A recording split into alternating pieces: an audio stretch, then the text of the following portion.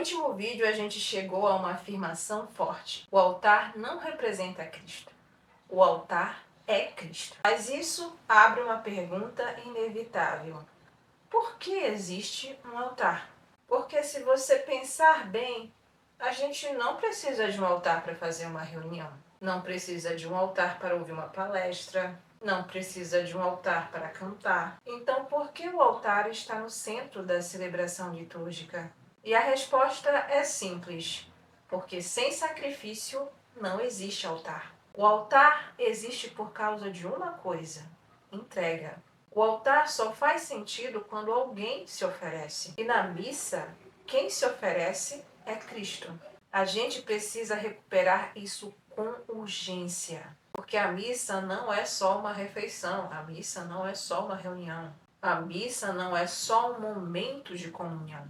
A missa é sacrifício. Como nos lembra a Desidério Desideravi, o conteúdo do pão partido é a cruz. O que está no altar não é só pão, é corpo oferecido. Não é só vinho, é sangue derramado.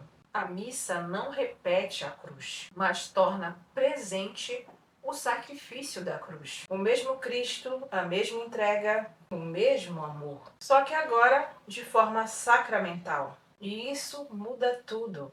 Porque se não existe sacrifício, então o altar perde o sentido. E se o altar perde o sentido, a missa vira outra coisa. Vira reunião, vira celebração vazia, vira experiência religiosa sem entrega.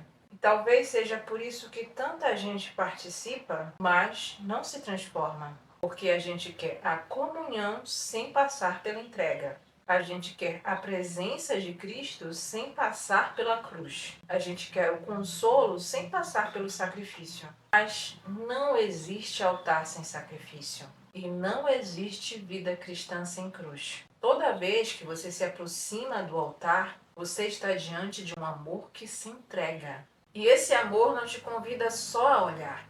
Ele te chama a entrar no mistério, a se oferecer, a se doar, a colocar a sua vida ali. Porque o altar não é só o lugar onde Cristo se entrega. É o lugar onde você aprende a se entregar com Ele. E é exatamente por isso que a igreja não trata o altar como um lugar comum. O altar é consagrado, o altar é ungido, o altar é separado. Porque ali não acontece qualquer coisa.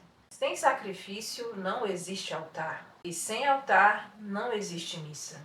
E sem isso a gente perde o coração da nossa fé. Porque no altar não está acontecendo algo simbólico. Está acontecendo entrega.